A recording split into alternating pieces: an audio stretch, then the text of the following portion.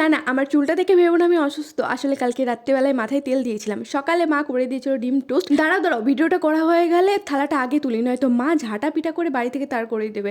তারপরে দিয়েছিল একটু চা, ইদানিং আমি চিনি ছাড়া চা খাচ্ছি, জানি খেতে কষ্ট হয়, তবে ঠিক আছে, ডায়েটের জন্য খেতেই হবে। অতিরিক্ত মাথায় বুদ্ধি চলে এসেছিলো, তাই চিয়া সিডটাকে বোতলে ভিজিয়ে রেখেছি। জল তো বেরোচ্ছে কিন্তু চিয়া সিড ফুলে গেছে, তাই বোতলের ভেতর থেকে আর বেরোচ্ছে না। যাই হোক, চিয়া সিডটা সকালবেলা খেয়ে নিলাম। আর আজকে পাশের বাড়ি থেকে জেঠিমা খিচুড়ি আর তার সাথে আলু ভাজা দিয়ে দিয়েছিল। আমার খিচুড়ি খেতে বেশ ভালো লাগে, তাই ডিম টোস্ট খাওয়ার পরে খিচুড়ি খেলাম। তবে আজকে খিচুড়িতে একটু লবণ বেশি হয়ে গেছিলো।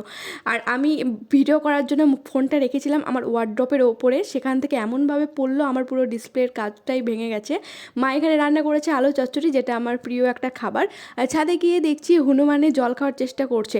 তো আমি প্রথমে ভেবেছিলাম হয়তো গামলায় জল নেই, তবে পরে গিয়ে দেখছি না, গামলায় জল আছে, ও এমনি ট্যাপটাকে ভাঙার চেষ্টা করছিল। আর হনুমানে মনে হয় গম খায় না, এখানে গম পড়ে আছে, না খেয়েই চলে গেছে। বাই।